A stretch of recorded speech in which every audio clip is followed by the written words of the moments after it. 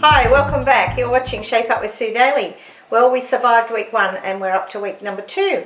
Today I'm going to talk to you about 6-pointed stars and how they go together. There's a couple of little tips you need to know about those. They're a bit tricky sometimes, but still very easy. 6-pointed stars are a diamond shape. There are several types of diamonds. It depends on the angle. A 6-pointed star is named that way because when you put them together, the 6 points will make a star with 6 points, obviously. And an 8-pointed star, if you put them round in a circle, they'll make a star with 8 points. So we're going to work with a 6-pointed star today. Like we did last week, we're going to take our fabric and our rotating mat and we're going to cut the pieces out with a template. So place your fabric onto your rotating mat, pop your template onto your fabric, and you can cut several layers at a time, like so. And we have our pieces, several pieces I've cut 4 at a time there. When we're gluing them together or gluing the fabric over the paper, it's just like we did last week. However, 6-pointed stars are a little bit different. You need to start at the same place each time that you glue, and you need to work in the same direction. If you remember last week I talked about working in the same direction, well, this is why I'm talking about it. I spoke about it last week, so today I want to show you why that is. So working in the same direction but also starting at the same point each time.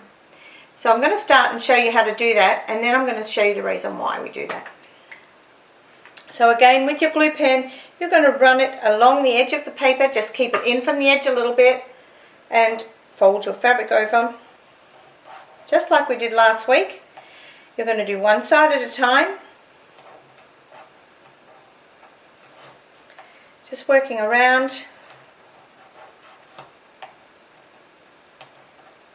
And you're going to pull your points in really tight so that you have crisp, sharp points. As I said last week, the more time you spend with your gluing, the easier it's going to be for you to sew them together. Now you can see these little tails here. This is one of the questions I get asked most of the time, is what do I do with these? Do I cut them off? Do I fold them in? No, just leave them. Just leave them the way they are. They just like to be there. Okay? But make sure when you glue that they're nice and crisp and tight at the points. Okay?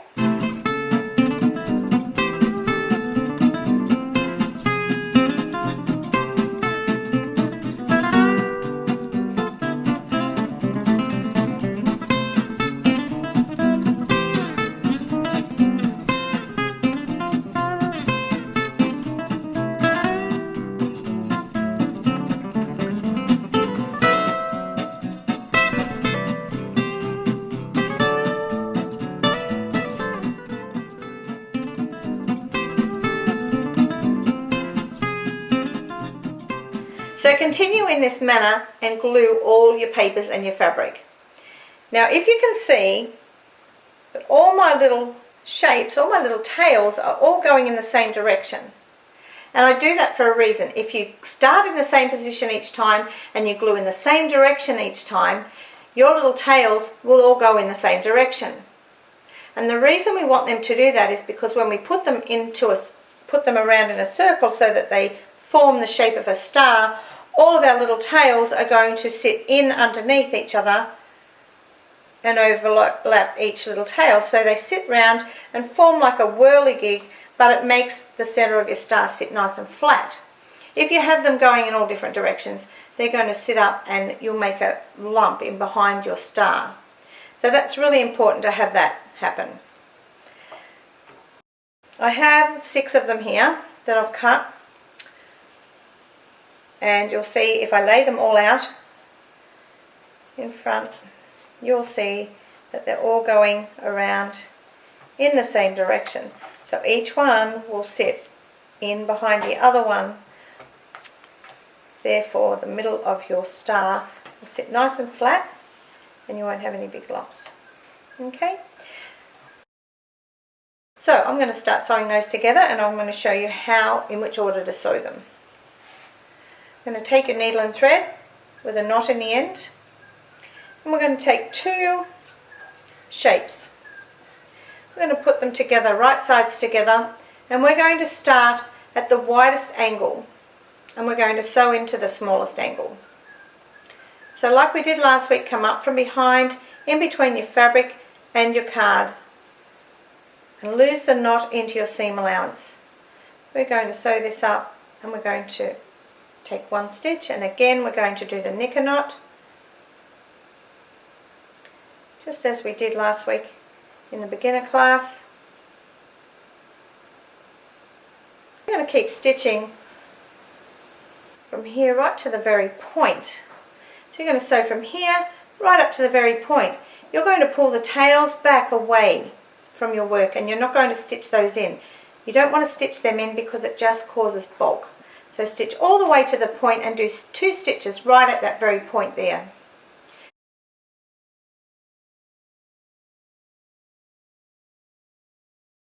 When you open it out, you're going to take your next piece and you're going to lay it where you want it to go, and you're going to put right sides together. You can turn your work all the way around in your hand, and you're going to do 2 stitches at that very point again, and we're going to travel back to the end. Just be careful, pull those tails away from your work and don't stitch them in. So when you get back to this point, you're going to end with a knicker knot, and remember just to leave a little tail after you've done that knicker knot.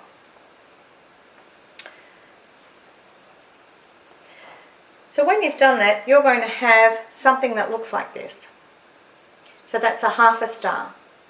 So you'll do the other side and you'll have another one that looks like that. So we have 2 half stars, and then we can put them together.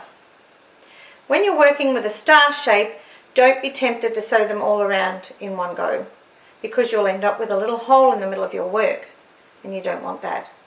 If you're working with a Dresden plate, however, and we'll talk about that down the track a little, you can sew them all around in one go because it doesn't matter, they do have a hole in the center. But a star, you don't want that to have a hole in the center.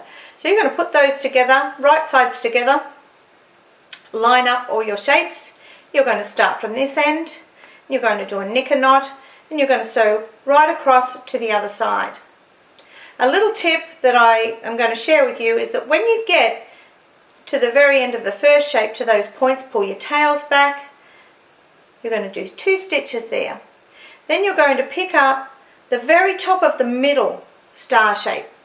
So the very top, you'll pick up 1 stitch there, and you'll pick up 1 stitch on the other side of the middle star, 1 stitch, pull your little tails back, pick up 1 stitch at the very top, pull it in nice and tight, then do 2 stitches at the point of the next shape, and continue along and do your knicker knot at the end, and leave a tail. So then when you've sewn that together, you're going to have something that looks like this. Okay, so there's many different ways you can put these little 6-pointed stars together. This one here is done, I've done a little bit of fussy cutting, and next week I'm going to show you how to do that. So I've sewn the 6-pointed star together, and then I've put the same shape in between the points, so then it turns it into a hexagon. This one here was also made with 6-pointed stars, but it's made what we call the tumbling block, or the baby block. So we've used 3 6-pointed stars, and we've sewn 1 across this way, 1 down this way, and 1 down this way. We've also fussy cut that so you can see the great design that that's made.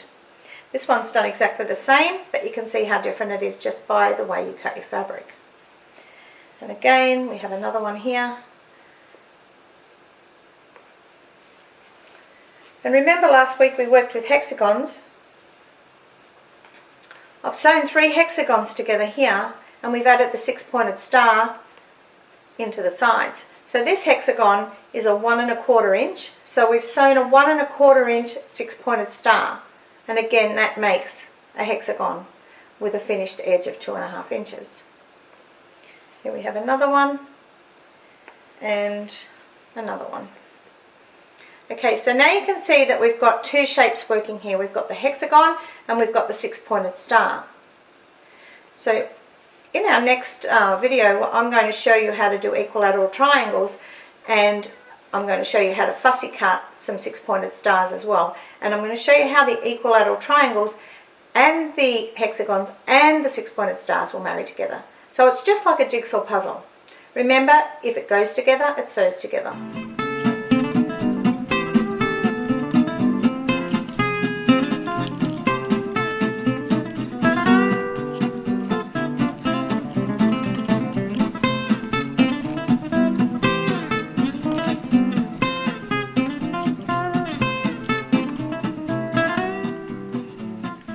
Now, during the week, since I was last here, I managed to sew some hexagons together. These are little 1/2-inch hexagons, and if you can look closely at it, you can see I've formed a pattern just by using the fabric and putting it in a particular place. Okay, so these hexagons I've sewn together. Instead of doing a little grandma's flower garden like we made last week, I added one to the top and one to the bottom, which is made like a diamond shape. So there's lots and lots of things you can do with these.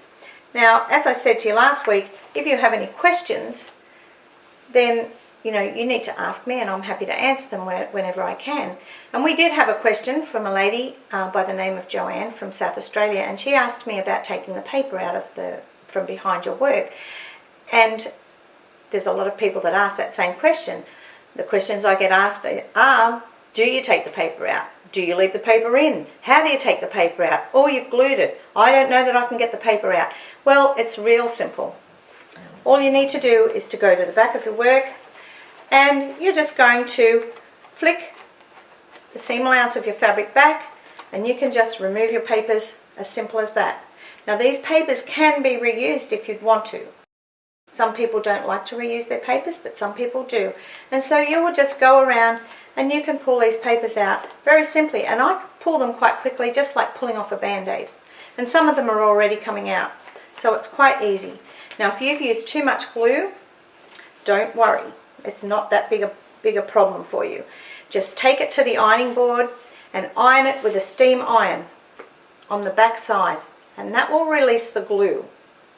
So if you've used way too much glue and you're really struggling and your seams are fraying as you're pulling the papers out, stop right there, take it to the ironing board, iron it with a steam iron, and then you'll be able to remove the papers really easily.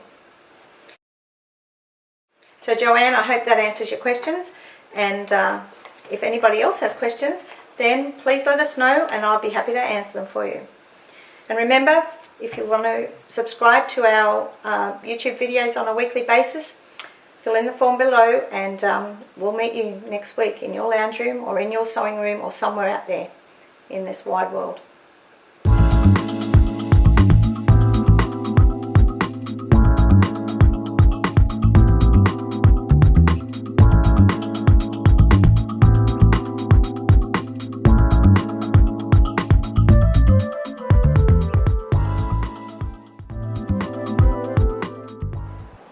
First of all, I'd like to go through some of the basic tools that I use and love. Pre-cut paper shapes. These are already pre-cut to the exact size that you need. For me, I don't have the time to be cutting out paper shapes. So they come beautifully packaged.